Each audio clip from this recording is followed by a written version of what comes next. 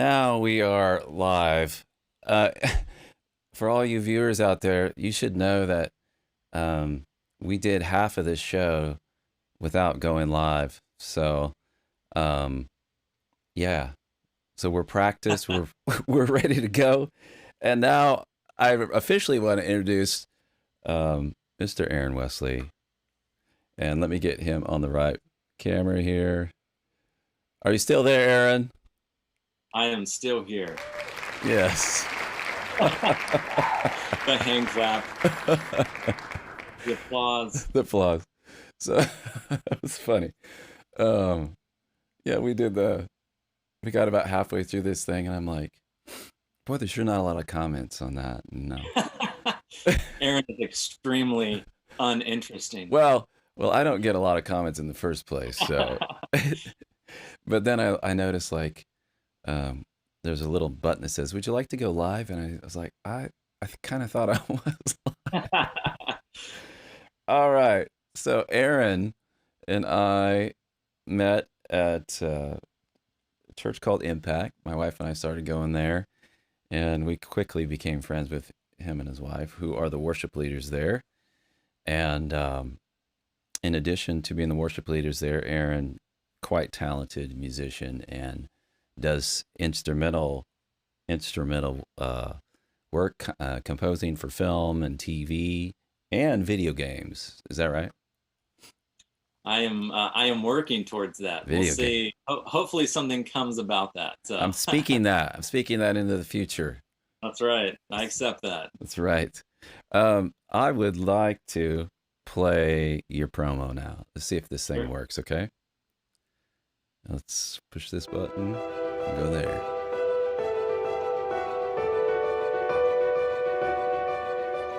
Let's go.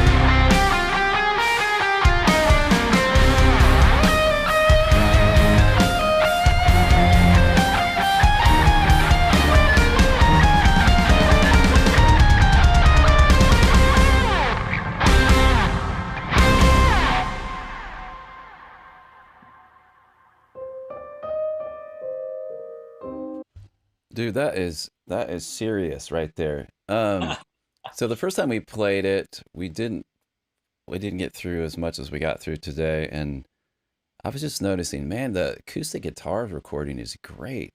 Like you have there's a lot of variety in there. So talk just a little bit how you do your production because I think people would be interested to know how much of this you do on your own. Oops. Yeah. Yeah, let me get the right screen there, boss. There, try that. Yeah. So pretty much all of my production I do myself. Just out of, uh, I enjoy doing it myself. I play a lot of instruments, so I have the luxury of being able to record a lot of the stuff myself. But also, I mean, to be honest, like just getting started in like producing music myself, I don't have a lot of resources to be able to outsource stuff. So I was kind of forced to do everything myself. I record everything in Logic Pro. I record all my guitars. I have a Matchless Chieftain amplifier that I plug in through a Sewer Reactive Load IR. I pretty much use that for all of my recordings. Even when I'm not using it, I am using my Kemper profiler, but I'm using the profile that I profiled of that amp myself. So pretty much all of my tone is based off of that amp. It's my favorite amp of all time. If I'm not using that, I am using some plugins by Neural DSP. If you've never checked out their plugins, they are amazing and sound so good, and they are extremely affordable. So again, I'm big into affordable stuff because not everyone has money to drop uh, thousands of dollars on gear. So that's usually what I record guitars on, and then most of all my other stuff, I usually play myself through MIDI and I apply a sample. So I have some really nice plugins for string stuff. I have the Hans Zimmer full string plugin, which sounds really good and really natural. And then for drums, I use GGD, which is Get Good Drums. I have their Modern and Massive pack. For live stuff, I just literally play drums live and then I'll use Trigger. So still applying a little bit of replacement in there. But yeah, that's kind of the stuff I use and how I produce it on my own. Yeah. So how do you track the drums? Do you track those at your house or where's it? Because that's the biggest thing for me and a lot of people is like it's just an acoustically pleasant environment to track drums. Because the one thing I've noticed about mixing, and you'll attest to this, is your record will sound like whatever your drums sound like, whatever your drum room is. If you have a crappy drum room, good luck. You know, that's Right. yeah, that's my experience anyway. Where do Yeah, you? yeah. If I'm tracking like real acoustic drums, I'm pretty limited because I don't have access to like a legit studio, unless I were to pay. Mhm. So right now, I pretty much just record stuff in our sanctuary on stage at Impact, Yeah, um, which actually works great because it has some natural reverberations. It yeah, has a wood ceiling. Um, it's not good for other stuff right, because of how much room reverberation is and reflections and stuff. But for drums, it actually works fine, you yeah, know. And again, I do use Trigger for like kick drum, snare, and toms. Um, but for cymbals and all that kind of overheads, I'm not doing any type of replacement for that. But pretty much majority of the stuff that was on my album, I used the Modern and Massive drum pack, and I played it on just a keyboard, huh, and it's just MIDI.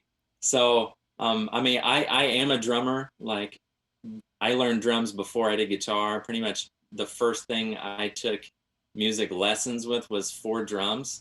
So when you're recording MIDI drums, I'm not just like typing You know, I'm not just clicking notes within a grid. I'm Right. actually, you know, I'll take drumsticks and I will figure out what part I want to play, just kind of thinking through it. And then I will play it on the keyboard. And I don't do a lot of quantizing just because I don't want it to sound robotic.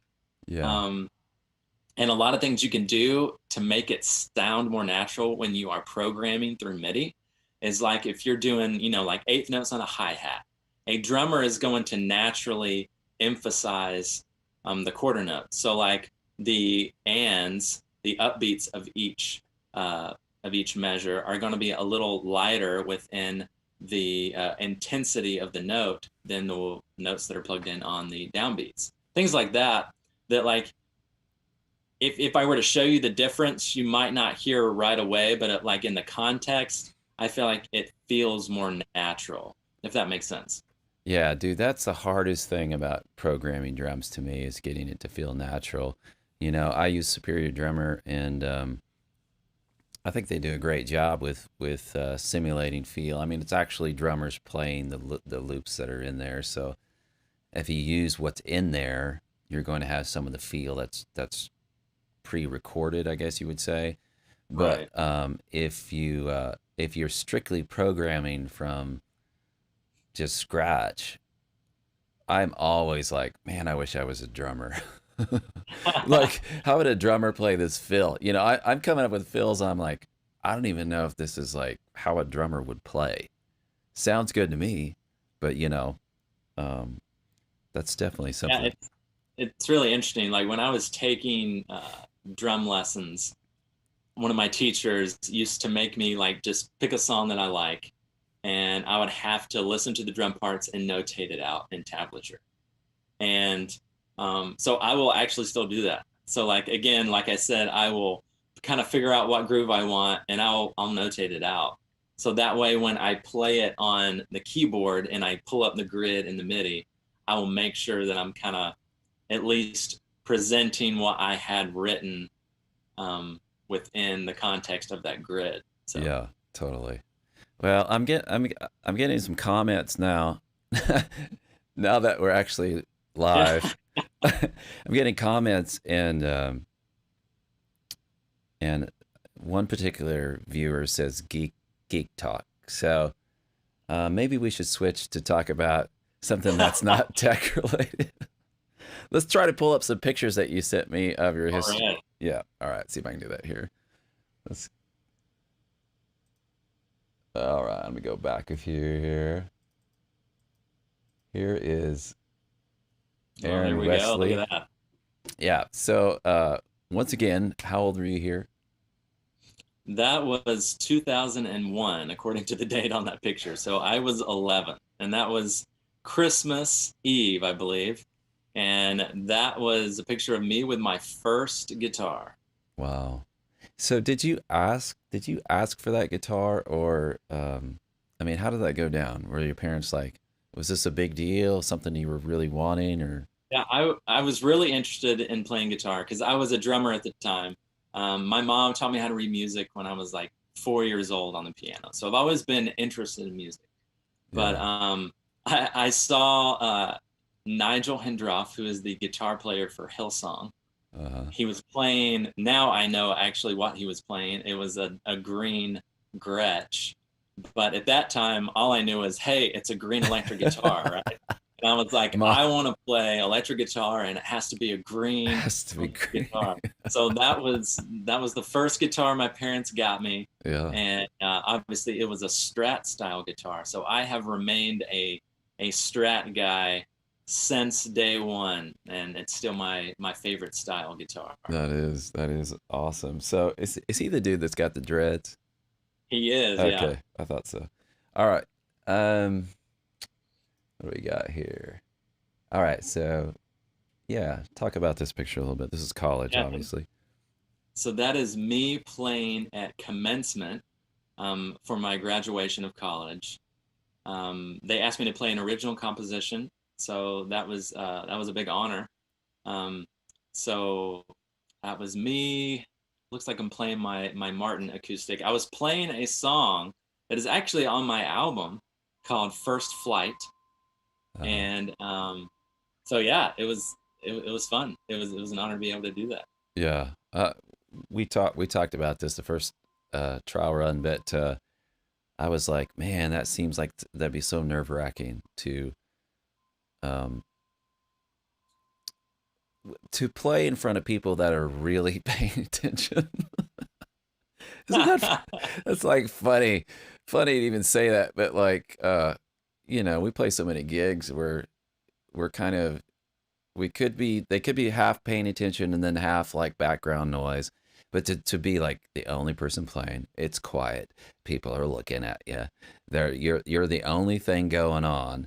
I mean, is that seems terrifying? Is that terrifying? Well, it's definitely a vulnerable feeling.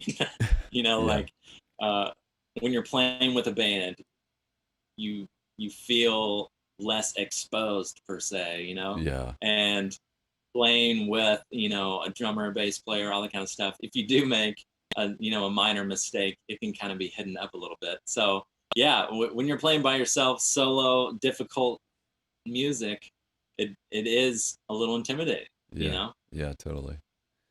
All right, what do we got next here? All right, college.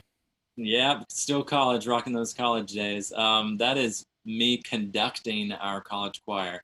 So within my degree, I had to do a lot of stuff. I had to do advanced conducting. I had to do composition, orchestration, orchestral conducting, all those types of things. And that is us on a choir tour.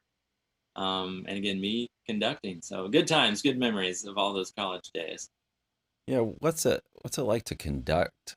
I mean, um, it. I mean, it's going to be one of those things where people look at it, go, "Oh, that looks simple," and musician goes, "That looks really hard."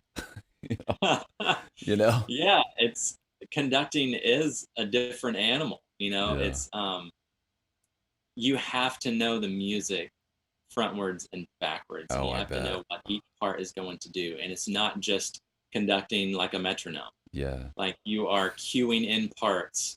You have to know when certain cutoffs are, especially in the context of, you know, with orchestral stuff.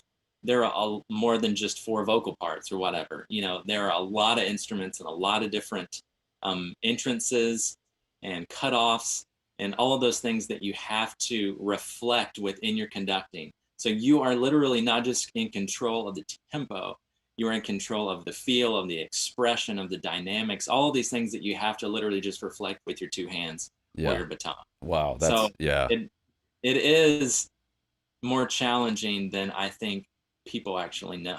And it takes some coordination to be able to keep tempo with one hand and be able to cue in people and do cutoffs and stuff at the same time. Uh, Kind of that, you know, whatever it is, rub Yeah. your tummy, Yeah. pat your head kind of thing. You have to be able to do all of those things at once. So Yeah. It's like, what if you like itch your head and the oboe oboe takes a solo or somebody takes a solo? exactly. All right, let's move on here. All right. Yeah, so this is a cool picture. I put this one in because it was kind of cool.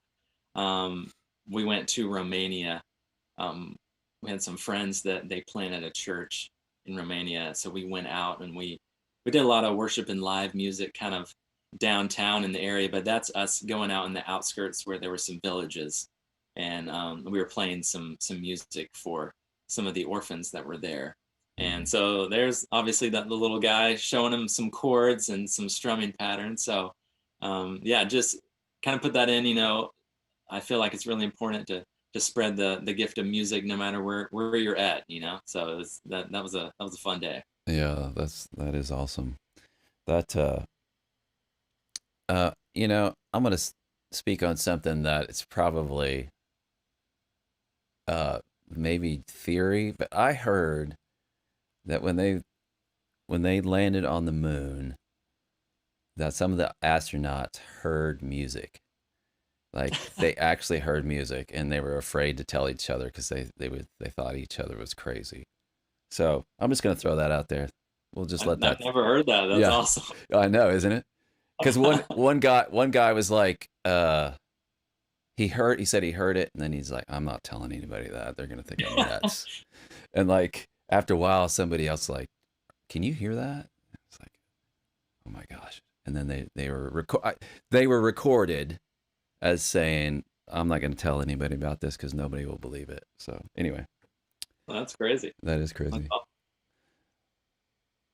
All right. Okay, so yeah, this picture was actually Pretty on my funny. first tour. Um, so it's also where I met my wife. So that was obviously a good memory, a good experience. We went on an 8-week tour, leading at conferences, camps, other churches, doing worship type music. Um, and it was actually put on by our school. So I graduated, leaving my senior year, and Emily, my wife, had just finished her freshman year. So we didn't really know each other until we got put together in this band. And then we really got to know each other, considering we were on the road living in a 15-passenger van for 8 weeks. So That'll we do saw it. the good and bad of each other immediately. Yeah. So Yeah. it was awesome though. Good memories. Great time of learning. Um, so yeah, I wouldn't trade that time for anything. Yeah. And guess what? You guys are having a baby. That is true. That That, is true. We actually find out in 2 days whether we're having a boy or a girl. So oh, that's that's pretty super exciting. We're awesome. super excited about that. That is so cool. You guys would be great parents. Um, okay. We're at the album cover here. Yeah, so this is the album of my first instrumental album, and this was kind of a milestone for me. I've always wanted to put out an album. But for this, I mean, like I said, I pretty much did all the production myself, recorded everything, mixed, mastered, did the album art, all those things, um, solely because I didn't have the funds to outsource or try to get, professionals to do that. But Yeah. I had songs and music that I wanted to share. So I just did it myself, and it was a great learning experience. I'm really proud of it. But Hmm. also, I did that back in 2019. So it's been almost 2 years now. And now listening, I'm kind of like, hey, I would totally mix that a different way now. Yeah. But, you live and learn. Oh, totally. So, I think you hit on something pretty cool there for maybe, I don't know, young people, old people, whoever that has a dream, has a music in their heart, in their head, they want to put it down. Um, do you have any kind of suggestions for going about that? Because you and I, we do a lot of things on our own. We've done, I think, mostly out of necessity. And Yeah. you can answer to this one, but I think a lot of times I've learned stuff just so I could pay the rent too. So, I mean, Yeah. there's that. So do you have any advice for? I'm thinking more of young people right now, but young people that are writing songs in their head and they have something to say, but they maybe feel, wow, that's unattainable. That is too difficult. That looks incredibly complicated. Do you have any advice for them? Yeah. Like, I think you have to ask your question, like, why are you writing the music? Like, what is the vision behind the project or the songs that you're writing? And if it is solely to make art, like that is in your heart, and to bring it out for people to enjoy and to listen, like, just record it, put it out, do the best you can. If you don't have a lot of resources, there's so many things that you can download for free, softwares and things like that, that you can do yourself.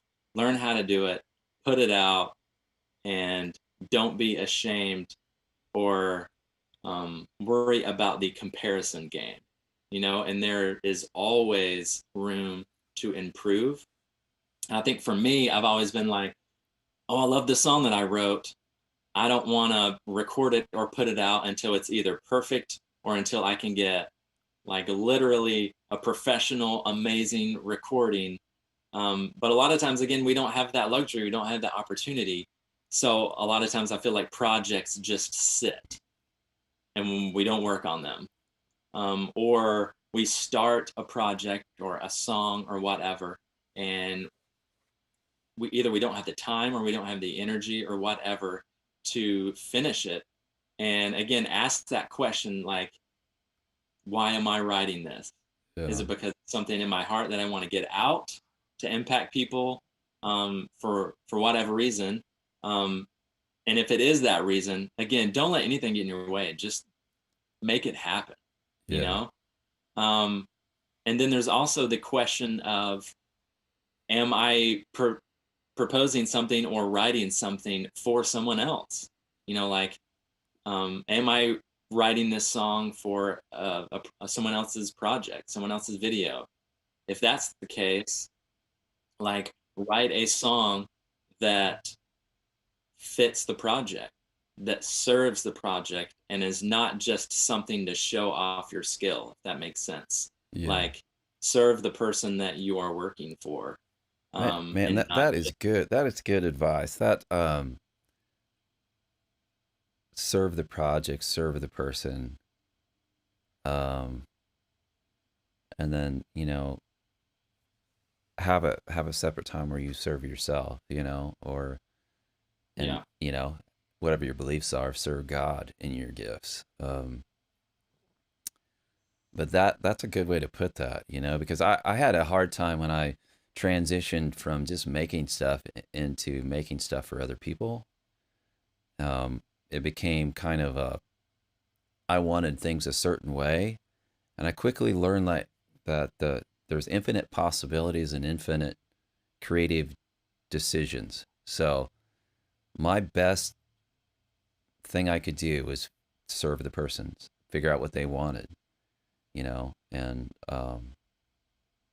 I'm kind of getting off track there, but that's a good insight for sure. And then the insight on just start, yeah. just start. I have so many. My brother and I laugh because we have boxes of CDs in our basement. You know, we Yeah.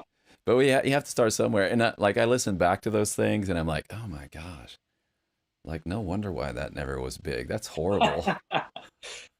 you know. That's right. But and it's just part of the process, Yeah, like, we have to start somewhere, and yeah. hopefully we're going to get better. I hope in 2 years, if I produce another, if another album is out or whatever, like, I hope that, 2 years later I look back and, again, hey, my ear has improved. I Oh will do yeah, this different next time. Like, constantly building upon whatever you're making so that you can become better. yeah, yeah. Totally. Awesome. We have somebody on the chat that wants to saw your gold top Duesenberg in a tutorial. The question is, do you still have that one, and do you know any specs on it? So we went from like stop talking about geek stuff to like somebody wants to hear about the Yeah, yeah. specs on a Duesenberg. I'll see if Well, here, I actually have it right there you here. go. So, yes, I do have the guitar. This is a Duesenberg Senior P52 with the P90. It has this tone stack right here, which is pretty cool because even though it has one pickup, it essentially simulates having a neck, middle position, and a bridge. And again, that's only through EQ change. That doesn't actually change pickups because it has one pickup. Um, Specs, I do know that it is chambered. It is 9.5 uh, fret radius, I believe. It's hard to find specs on this guitar because they don't make it anymore. Um, I believe it's the same scale length as like a Les Paul, so like 24.75, something around there. I'm a little shorter than a Strat, so it does feel a little slinkier, less tension on the strings, having a shorter scale. It's by far one of my favorite guitars I own. I don't think I'll ever get rid of it. I actually co-own it with my buddy Fred. It's actually kind of a cool story. Um, we bought it online recently, or not recently, but like on a just like a Facebook post, um, and it was like super cheap, like really really cheap. And I messaged the seller and I was like, I'm just going to be honest. Like, you are really underselling this guitar. And it was some unfortunate situations that they were trying to sell it. So they understood they were just trying to get rid of it quickly. So I went into my buddy Fred and I was like, hey, we both wanted a Duesenberg. Let's go in together. And so we split it. I ended up actually giving the person a little bit more just because I didn't want to completely rip them off. But anyways, yeah, I've enjoyed this guitar so much. My buddy Fred doesn't play it as much as me, so he kind of got the raw end of the deal. He knows that he can borrow it anytime he wants, but he never really asks. So I play it most of the time. So he may ask. I think he's on the chat right now. So that's cool. So I think we went through your images. I appreciate you sending those over. Let's I would really like to play this again, this section of this song from one of your concerts. Let me see if I can pull this up here. I had it all queued up. Is that the right one? So, was that 3:15 or something? Anyway, we'll play some of that and check this out. This is from your first album concert, correct? Yeah, this is from the CD release show. Okay. All right. We'll check this out here.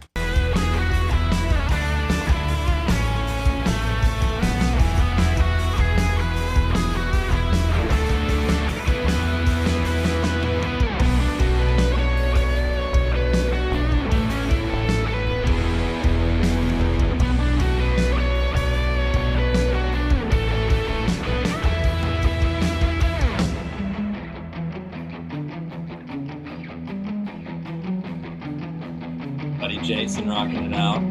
Yeah. That Les Paul sounds good. Oh yeah. I don't know why this is one of my favorite parts. I think it's the dynamics of this whole section. Huh.